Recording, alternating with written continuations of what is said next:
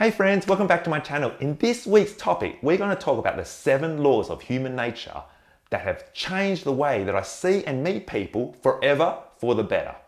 So let's get straight into it. The first one starts with 2 questions. So let me give you the first one. Pretend that I am offering you a job, 2 jobs. Okay? Both jobs pay the same compensation in this scenario. However, the only difference is job 1 is easy. Job 2 is hard. Which job would you like to take? Now I'm going to add in the second question. What is the most important thing to you? So I'm going to start off by answering question 2. The most important thing to you is your life. Disregard whatever. If you're not around anymore, you can't contribute, you're essentially dead. And that's no good to anybody. You can't provide any more goods, you can't produce anymore, you can't think, you can't provide to society anymore. If you're not alive, you can't do. And if you can't do, you can't provide work, therefore not good. So long as you're alive, that is the most important thing. So we'll move on from there. Let's break down the term life into 2 variables. 1, time. The minutes, hours, days, months, years, decades, hopefully, that you still have around living in this world. So you need more time. So when you get down to 0 time, that is, no more. Okay, so that's not cool. So you want more time in your life. The second part, let's call it energy. And that's going to concern all other factors that make you, you. That be your thoughts, where you place your mind, where your attention is, what you are doing day to day, what you decide to do during the time that you have. So with time and energy equals life.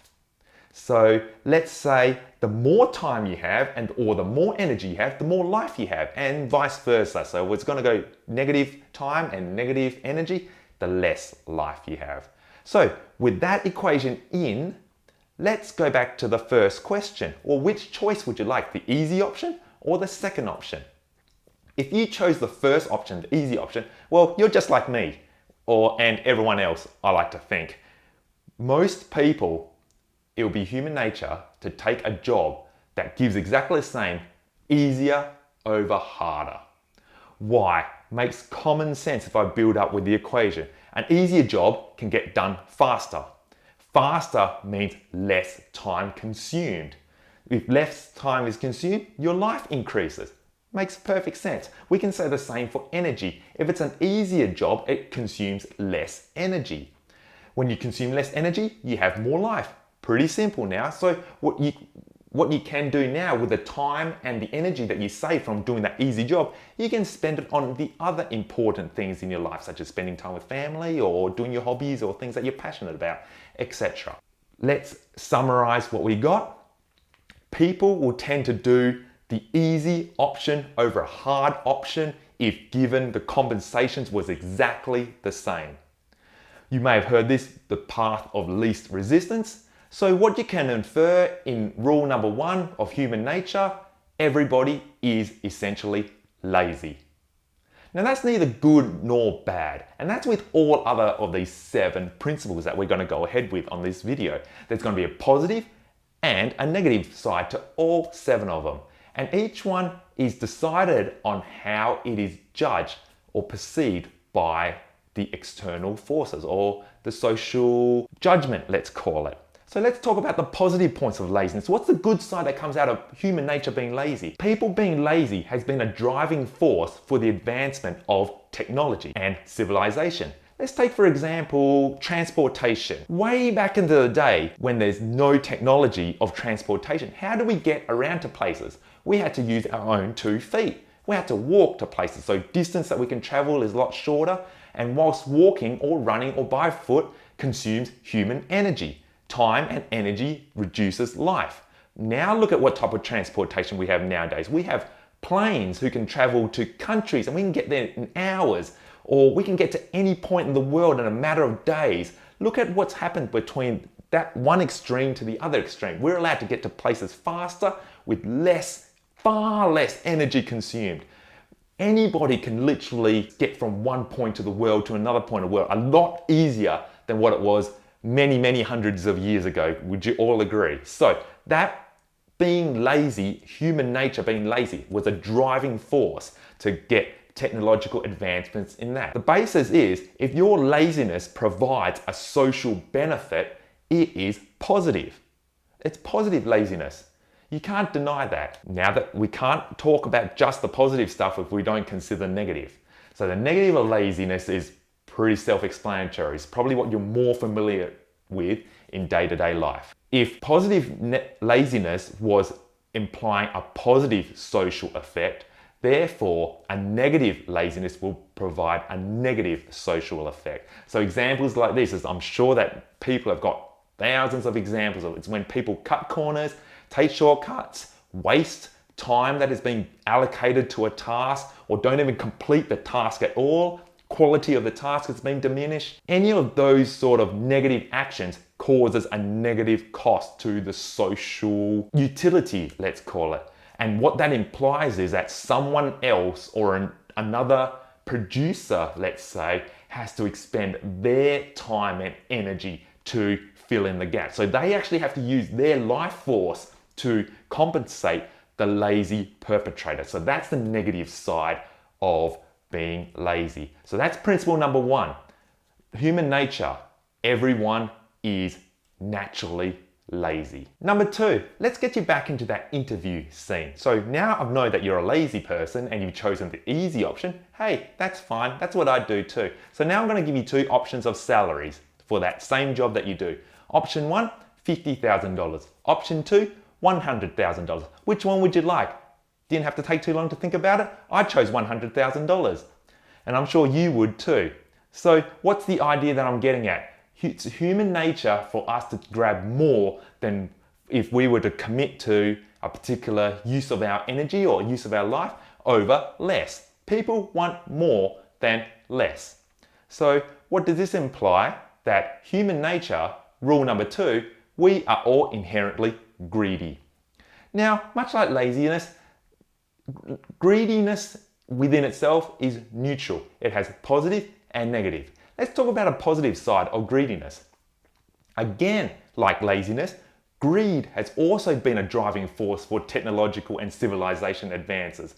If you think about it, if someone wants to learn more and just want to grab more knowledge to, say, become like a doctor or a dentist or somewhat, so they can use that as a social good. The more knowledge and more education that they want to take in, they can give off a positive benefit to patients to help out with their teeth. And you need that kind of greed, that desire, that drive to want more to drive someone to seek that type of education.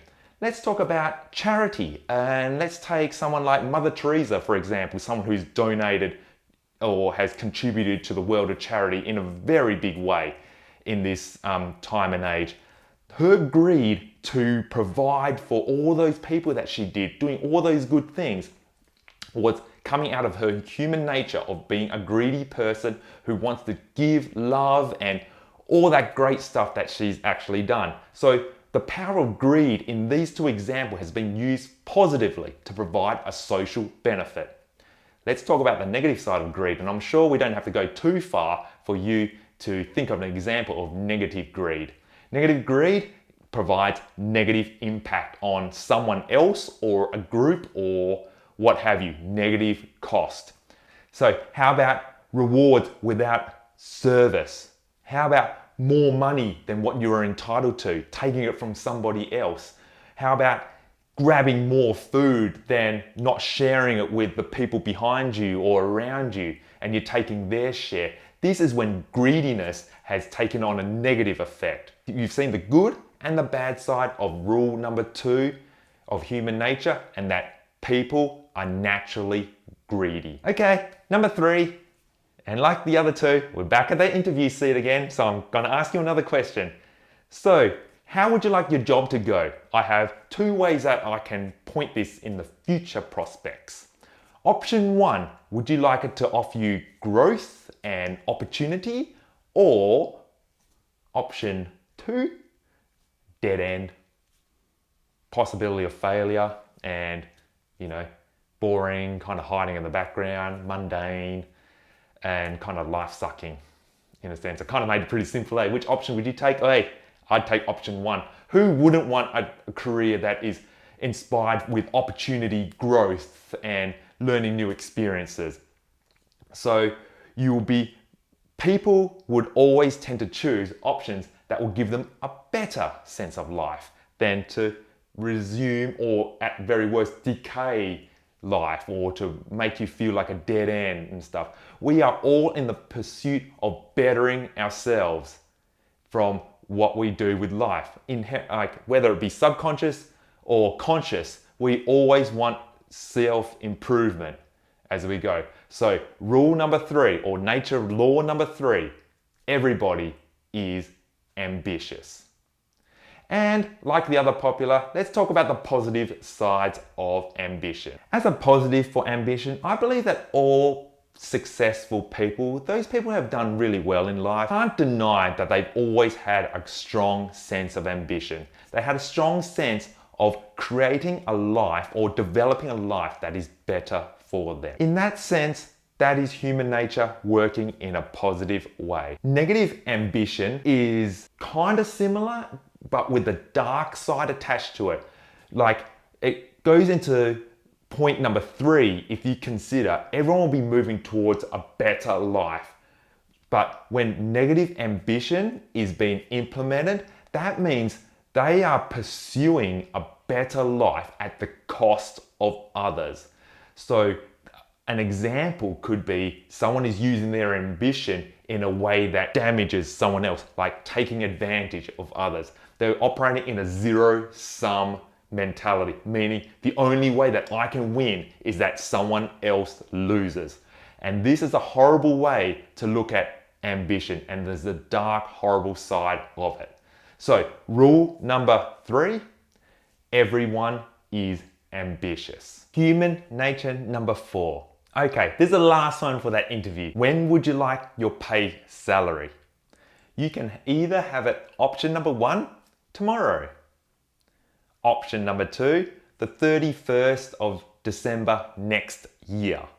Which option would you like? You would rather have it tomorrow. As sooner, the better. What we imply in human nature, people would rather have the rewards, the benefits in less time, sooner than late. What I'm implying is that people do not like to wait. If you have not guessed it, human nature number 4, everybody is impatient. Everyone's in a hurry. If you didn't even know that you had a benefit that's out there, you would have wanted it yesterday as soon as you found out. No one wants to wait. Everyone hates it. Look at a traffic jam is a classic example. People wanted to be where they wanted to be 10 hours ago, but they just realized, and when you're waiting for your online delivery coming in from the courier on the other side of the world, you wanted that thing as soon as possible. Impatience is a very strong law in human nature. And much like the other 4, we have positive and negatives. So let's talk about where can positive impatience come into life for a social benefit. Let's say if you wanted to do something, it will make you more urgent to perform the task because you want to get it done in the fastest amount of time. So this could be learning training to provide for good. Again, like for the doctor or someone who, you want to study, you want to pass your exams and pass your classes as soon as possible. You don't want to do it over 10 years. You want to do it over 5. So you work harder, you initiate your greed and your ambition in a good direction so that, you can get the certification faster in least amount of time so you can provide the social good. That is patience or impatience used in a very good way. What are the negatives of impatience? I'm sure that we can all think of many. We all hate it, the emotional stress that it provides people and the people around you. No one likes to wait. How about when you talk about subjects where people are confirming to things with short-term gains and they don't want the long-term benefits? So short-term gains could be indulging in things like drugs and antisocial behavior. It's exciting for the moment. They want to live the good life right now, here and then, but they're willing to pay a high cost to get the thing right now. This is when impatience is working against human nature and for people. So rule number 4, everybody is impatient. Human nature number 5. Number 5 is related to how we perceive happiness. Happiness is an internal concept that only you as an individual is very unique on how your happiness works, because the way that your happiness is, it's always fluid, it's infinite, it's never defined, because the things that you require to be happy is changing day in and day out. The variables are so complex. There's no other person like yourself. It is known as the pleasure principle, or the way of moving towards pleasure and away from pain. It is our sense of making ourselves wanting to be better off. And since you're the only person who can ever understand your happiness and the way that you make choices towards making yourself happiness, implies rule number 5, we are all essentially just thinking about ourselves, meaning we are all inherently selfish. This is neither good nor bad, much like the others. Everything that we do or decide and the choices that we make is to move ourselves from a state of where we are towards where we ought to be, towards pleasure, or what we believe to be pleasure, or we conceive that it will be a better state. So in the very dark side, even if you think about it, horrible scenario where one may want to consider taking their own life, they honestly believe that they will be in a better state being not around anymore than it is around. So it's inherently, they think that they will be better off in that sense. So it's a selfish decision. And you have to consider that whenever you come across other people, always, they are always thinking about themselves first. Rule number 6, since humans are social creatures, we are always in the spotlight and we want to know where we are placed in the social hierarchy, be that within our family, group of friends, work organization, community, city, country, citizenship. We are all in a social context and we are always concerned on where we are. And the natural sense of where we want to be is as high as possible. We'd rather be on the higher scale than onto the lower. Everyone's in pursuit to be perceived better socially within ourselves and to the outside world. So what this implies is rule number 6 is that we are all vain. Vanity is what drives the fashion industry, the luxury industry, like high brand watches, designer clothing. We all want to be perceived by others that we are higher than what we ought to be. Like we just have that pursuit to go there. We want the promotion, we want the prestige where possible. So rule number 6, everybody is vain. Rule number 7 of human nature. I'm going to start off with a quote from Socrates, and his quote is, "I know one thing for certain, and that is I know nothing." So if someone like Socrates can say something like that, what does that imply for someone like me? I can't say that I know anything if he like that says that.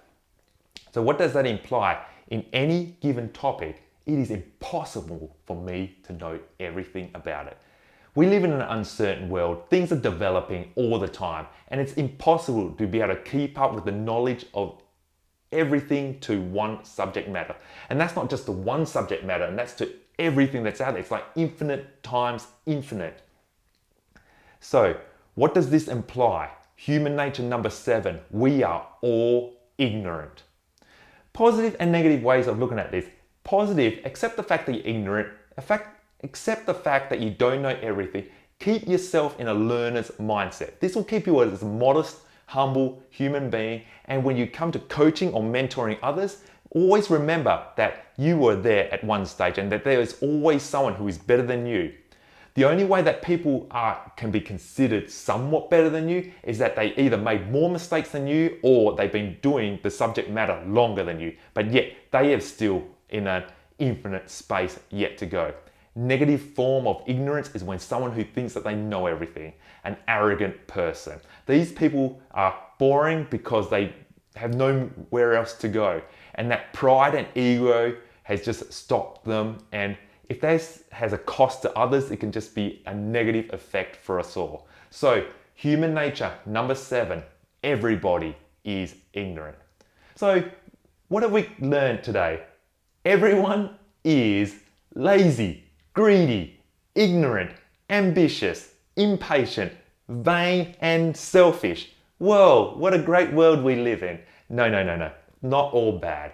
Because now that we know and understand that this is just the way human nature is, we have something very beautiful as well, and that is that we can make decisions and choices in our lives. And this comes down to goal setting. And that's going to be the topic in our future videos. So make sure that you subscribe, and I can't wait to see you when I start talking about how we make goals with regards to these 7 laws of human nature. I hope to see you then. Till then, have a great week. Bye bye.